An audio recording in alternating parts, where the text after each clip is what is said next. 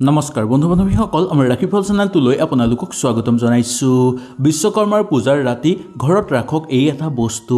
দেখিবলৈ পাব যে আপোনালোকৰ ঘৰৰ পৰা দুখ কষ্ট কণ্ডল দূৰ হৈ পৰিব, প্ৰচুৰ পৰিমাণে ঘৰত অৰ্থৰ আগমন হ'বলৈ ধৰিব, লগতে সকলো দেৱ দেৱী আহি আপোনালোকৰ ঘৰত বাস কৰিবলৈ ধৰিব। আহক তেনেহ'লে জানি লওঁ বিশ্বকৰ্মাৰ পূজাৰ ৰাতি আমি কি বস্তু ঘৰত ৰাখিব লাগে। যদি ভিডিঅ'টো ভাল লাগে লাইক এটা কৰি আমাৰ মনোবল বঢ়াব আৰু আপোনালোকৰ বন্ধুবৰ্গৰ লগত শ্বেয়াৰ কৰি তেওঁলোকক উপকৃত কৰিব। বিশ্বকৰ্মা পূজা অন্ত হোৱাৰ পিছত ঘৰৰ সকলো ৰুমতে শংখ বজাব লাগে আৰু ঘণ্টা বজাব লাগে। ইয়াৰ ফলত ঘৰত থকা বেয়া শক্তি দূৰ হয়, ঘৰৰ পৰা দৰিদ্ৰতা দূৰ হয়। ইয়াৰ ফলত ঘৰত শুভ শক্তিৰ আগমন হ'বলৈ ধৰিব। আৰু এইদিনা আপোনালোকে এটা ঘৰত মাটিৰ চাকি নিশ্চয় জ্বলাব।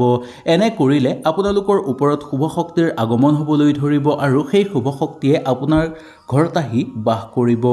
এইদিনা যদি আপোনালোকে শুভ কাম কৰিব পাৰে দেখিবলৈ পাব যে আপোনালোকৰ সকলো মনৰ আশা পূৰ্ণ হৈ পৰিব।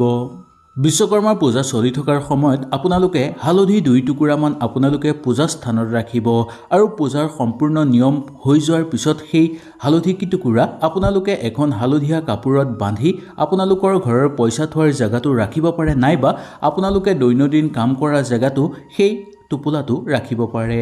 এনে কৰিলে পইচাৰ অভাৱ আপোনালোকৰ ঘৰত কেতিয়াও নহ'ব। এই বিশ্বকৰ্মাৰ পূজাৰ দিনা যদি আপোনালোকে এই কাম কৰিব পাৰে, নতুন নতুন সুযোগ সুবিধা আপোনালোকৰ ঘৰলৈ আহিব আৰু নতুন সংকেত আপোনালোকে লাভ কৰিবলৈ সক্ষম হ'ব।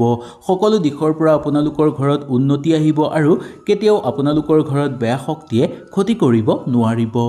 বিশ্বকৰ্মাৰ পূজাৰ দিনা কোনো মন্দিৰলৈ যাব আৰু তাত আপোনালোকে পাৰে যদি ঝাৰু দান কৰিব। যদি আপোনালোকৰ ঘৰৰ ওচৰত কিবা মন্দিৰ আছে তেনেহ'লে তাতো আপোনালোকে যাব পাৰে আৰু তাতো আপোনালোকে ধূপ ধূনা জ্বলাব পাৰে আৰু ঝাৰু দান কৰিব পাৰে। এইদিনা যদি আপোনালোকে ঝাৰু দান কৰে দেখিবলৈ পাব যে আপোনালোকৰ ঘৰত শুভ শক্তিৰ আগমন ঘটিবলৈ ধৰিব। আপোনাৰ ওপৰত থকা বেয়া শক্তিৰ দৃষ্টি সেই সকলোবোৰ দূৰ হৈ পৰিব। শনি দোষৰ পৰা পৰিত্ৰাণ লাভ কৰিব পাৰিব আৰু আপোনালোকৰ ওপৰত যদি কিবা গ্ৰহ দোষ লাগি আছে বা আপোনালোকৰ ঘৰত যদি কিবা গ্ৰহ দোষ লাগি আছে সেই সকলোবোৰ আপোনালোকৰ ওপৰৰ পৰা নোহোৱা হৈ পৰিব। বিশ্বকৰ্মাৰ পূজাৰ দিনা কেতিয়াও ক'লা বস্ত্ৰ পৰিধান কৰিব নালাগে। এইদিনা কোনো ক'লা বস্ত্ৰ বা ক'লাজাতীয় বস্তু ঘৰলৈ আনিব নালাগে। ইয়াক বহু অশুভ বুলি মনা যায়। সেই গতিকে এই কথাটোৰ প্ৰতি আপোনালোকে লক্ষ্য ৰাখিব আৰু খুব সাৱধানতা অৱলম্বন কৰিব। এনে কৰিলে ঘৰত বেয়া শক্তি বৃদ্ধি পাবলৈ ধৰিব আৰু ঘৰলৈ কোনো নতুন শুভ শক্তিৰ আগমন নহ'ব। সেই গতিকে এই বিশ্বকৰ্মাৰ পূজাৰ দিনা আপোনালোকে ঘৰলৈ কোনো ক'লা বস্তু আনাটো বা ক'লা কাপোৰ পৰিধান কৰাটো অশুভ বুলি মনা গৈছে।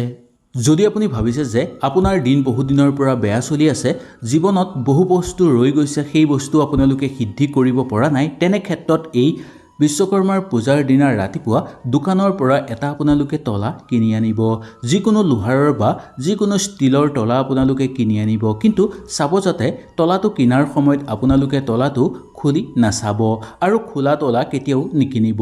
তলাটো বন্ধ হৈ আছেনে নাই সেই কথাটো আপোনালোকে বিশেষকৈ লক্ষ্য ৰাখিব। কেতিয়াও খোলা তলা কিনিব নালাগে। তলা কিনাৰ সময়ত খুলি নাচাব বা দোকানীকো খুলিবলৈ নিদিব। তলাটো ভালনে বেয়া সেইটো আপোনালোকে চাব নালাগে। ইয়াৰ পিছত সেই তলাটো ঘৰলৈ আনি আপোনালোকে ঘৰৰ বাকচত ভৰাই ৰাখক। ইয়াৰ পিছত আপোনালোকে এই বিশ্বকৰ্মাৰ পূজাৰ ৰাতি সেই তলাটো আপোনালোকৰ গাৰুৰ তলত ৰাখি সুন্দৰভাৱে শুব। পিছদিনা তলাটো আপোনালোকে উলিয়াই লৈ তাৰ পিছত আপোনালোকে গা ধুব। গা ধোৱাৰ পিছত সেই তলাটো কোনো মন্দিৰত বা পূজাৰ ঘৰত আপোনালোকে থৈ আহিবগৈ। ৰখাৰ পিছত আপোনালোকে সেইফালে নাচোৱাকৈ ঘৰলৈ ঘূৰি আহিব। সেই তলাটো যেতিয়াই কোনোবাই খুলিব তেতিয়াই আপোনাৰ ভাগ্য উদয় হৈ পৰিব। এতিয়া আপোনালোকে ভাবিছে চাগে যোনজন মানুহে তলাটো খুলিব তেওঁৰ কিবা সমস্যা হ'ব নেকি, কিন্তু চিন্তাৰ কোনো কাৰণ নাই। তেওঁৰ একো অমংগল নহয়, বৰঞ্চ আপুনি যিখিনি পুণ্য গোটাব তাৰ অংশীদাৰহে তেওঁ হ'ব। তেওঁৰ কেতিয়াও অমংগল নহয়। এই প্ৰতিকাৰ কৰিলে কাৰোৰে একো অমংগল নহয়। ইয়াৰ ফলত আপোনালোকৰ উপৰিও যিজন মানুহে তলাটো খুলিব তেওঁৰ বহু পুণ্য লাভ হ'ব। বিশ্বকৰ্মাৰ পূজাৰ দিনা যদি আপোনালোকে এই প্ৰতিকাৰ কৰে তেনেহ'লে দেখিবলৈ পাব যে আপোনালোকৰ সকলো আধৰুৱা কাম হৈ পৰিব, সকলো ক্ষেত্ৰতে আপোনালোকৰ উন্নতি হ'ব আৰু প্ৰচুৰ পৰিমাণে ঘৰত অৰ্থৰ আগমন হ'বলৈ ধৰিব। আহক তেনেহ'লে এই প্ৰতিকাৰৰ কথাও আজিৰ ভিডিঅ'টোৰ যোগেদি আমি সুন্দৰভাৱে জানি লওঁ। যদি কিবা বুজি নাপায় তেনেহ'লে নিশ্চয় মোক তলত কমেণ্ট কৰি জনাব।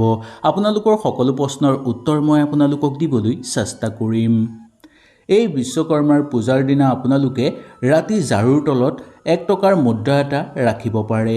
এনে কৰিলে আপোনালোকৰ বহু পুণ্য হ'ব। সেই মুদ্ৰাটো আপোনালোকে ৰাখি ৰাতি শুই যাব আৰু পিছদিনা উঠি আপোনালোকে গা ধুই সেই মুদ্ৰাটো আপোনালোকে ঝাৰুৰ তলৰ পৰা উলিয়াই কোনো এজোপা গছৰ গুৰিত থৈ আহিব। এনে কৰিলে দেখিবলৈ পাব যে আপোনালোকৰ ঘৰত থকা সকলো বেয়া শক্তি ধ্বংস হৈ পৰিব, আপোনালোকৰ ঘৰত শুভ শক্তিৰ আগমন হ'বলৈ ধৰিব, নতুন নতুন ঘৰত সুযোগ সুবিধা লাভ কৰিবলৈ সক্ষম হ'ব আৰু পুৰণি সময় আপোনালোকৰ ঘৰলৈ ঘূৰি আহিব।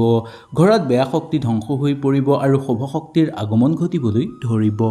বিশ্বকৰ্মাৰ পূজাৰ দিনা ঝাৰুৰ তলত আপোনালোকে আৰু এটা বস্তু ৰাখিব পাৰে। সেই বস্তুটো হ'ল 2টা লং। 2টা লং আপোনালোকে ঝাৰুৰ তলত ৰাখি তাৰ পিছত ৰাতি আপোনালোকে শুই যাব আৰু লং 2টা আপোনালোকে সুন্দৰভাৱে ৰাতিপুৱা উঠি লং 2টা ঘৰৰ পৰা বাহিৰ কৰি দূৰত পেলাই দিব বা কোনো ডাঙৰ গছৰ গুৰিত থৈ আহিব পাৰে। এই 2টা লং ৰাতিপুৱা উঠিয়েই আপোনালোকে পেলাব লাগিব, কিন্তু এই কথাটো যদি পাহৰি যায় তেনেহ'লে আপোনালোকৰ ঘৰত বহু বেছি বেয়া শক্তিৰ প্ৰভাৱ বৃদ্ধি পাবলৈ ধৰিব। সেই গতিকে এই কাম আপোনালোকে কেতিয়াও কৰাটো উচিত নহয়। সেই গতিকে ৰাতিপুৱাই আপোনালোকে উঠিয়েই প্ৰথম সেই কামটো আপোনালোকে কৰি ল'ব। যদি এনে কৰে তেনেহ'লে দেখিবলৈ পাব যে আপোনালোকৰ ঘৰত সুখ শান্তি বৃদ্ধি পাবলৈ ধৰিব, ঘৰত শুভ শক্তিৰ আগমন ঘটিবলৈ ধৰিব আৰু বহুদিনৰ পৰা ৰৈ থকা কাম হৈ পৰিব, প্ৰচুৰ পৰিমাণে ঘৰত অৰ্থৰ আগমন হ'বলৈ ধৰিব। বিশ্বকৰ্মা পূজাৰ ৰাতি আপোনালোকে ঘৰৰ পৰা বাহিৰ কৰক এই এটা বস্তু। ৰাতি ঘৰৰ পৰা বাহিৰলৈ গৈ আপোনালোকে ঘৰৰ টিঙৰ ওপৰলৈ এটা কৰি দলিয়াই দিয়ক। মনা যায় যে এনে কৰিলে মা লক্ষ্মী অতি সোনকালে আকৰ্ষিত হৈ পৰে আপোনালোকৰ ঘৰলৈ। এই উপায় কৰিলে মা লক্ষ্মী ঘৰলৈ বাস কৰিব বা ঘৰলৈ আকৰ্ষিত হৈ পৰিব। যদি এই বিশ্বকৰ্মাৰ ৰাতি আপোনালোকে এই কৰি এটা ঘৰৰ মুধলৈ দলিয়াই দিয়ে দেখিবলৈ পাব যে আপোনালোকৰ ঘৰত চলি থকা সকলো সমস্যা সমাপ্ত হৈ পৰিব, সকলো দিশৰ পৰা আপোনালোকৰ ঘৰলৈ সুখ শান্তি আহিব আৰু প্ৰচুৰ পৰিমাণে ঘৰত অৰ্থৰ আগমন হ'বলৈ ধৰিব। যদি আপোনালোকৰ ঘৰত বেছিকৈ সমস্যা বাঢ়িবলৈ ধৰিছে, শত্ৰুৰ পৰাক্ৰম বৃদ্ধি পাবলৈ ধৰিছে, ঘৰত প্ৰায় অশান্তি হৈ থাকিবলৈ ধৰিছে বা ঘৰত প্ৰায় কন্দল লাগি থাকে, তেনে ক্ষেত্ৰত আপোনালোকে এই বিশ্বকৰ্মাৰ পূজাৰ দিনা কোনো মন্দিৰত গোপনভাৱে আপোনালোকে ঝাৰু দান কৰক। এনে কৰিলে বহু বেছি শুভ ফল আপোনালোকে লাভ কৰিব পাৰিব। নতুন নতুন সুযোগ সুবিধা আপোনালোকৰ ঘৰলৈ আহিব, ঘৰত চলি থকা কন্দল দূৰ হৈ পৰিব, ঘৰত যদি বহুদিনৰ পৰা বেমাৰ আজাৰ চলি আছে, ঠিক কৰিব পৰা নাই, সেই সকলোবোৰো ঠিক হৈ পৰিব। ইয়াৰ বাহিৰেও আপোনাৰ জীৱনত চলি থকা সমস্যাবোৰো সমাপ্ত হৈ পৰিব। হয়তো আজিৰ ভিডিঅ'টোৰ যোগেদি আপোনালোকে সুন্দৰভাৱে বুজি পালে। যদি কিবা অসুবিধা পালে নিশ্চয় মোক তলত কমেণ্ট কৰি জনাব। তেনেহ'লে আজিলৈ আপোনালোকৰ ওচৰৰ পৰা বিদায় লৈছোঁ। কালিলৈ পুনৰ আপোনালোকক লগ পোৱাৰ প্ৰতিশ্ৰুতিৰে আজিলৈ নমস্কাৰ। राजमार्ग पर 7 किलोमीटर तक चलते रहिए।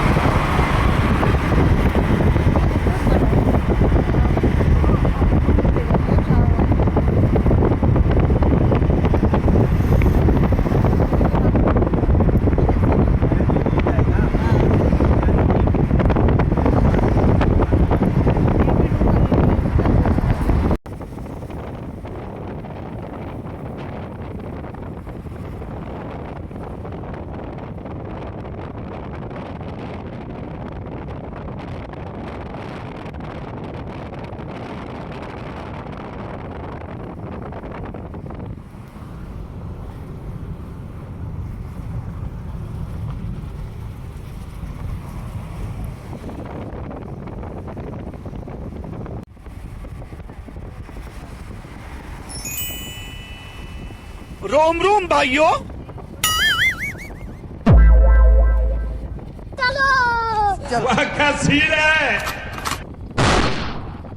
अबे साले बैगन मंगल भावनया मंगल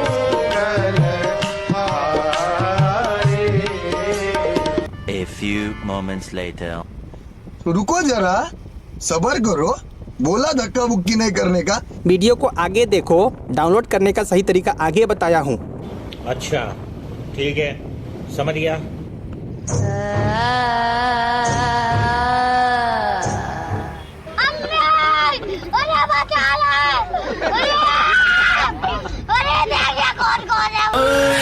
दिल भर दीदीना भाई दीदीना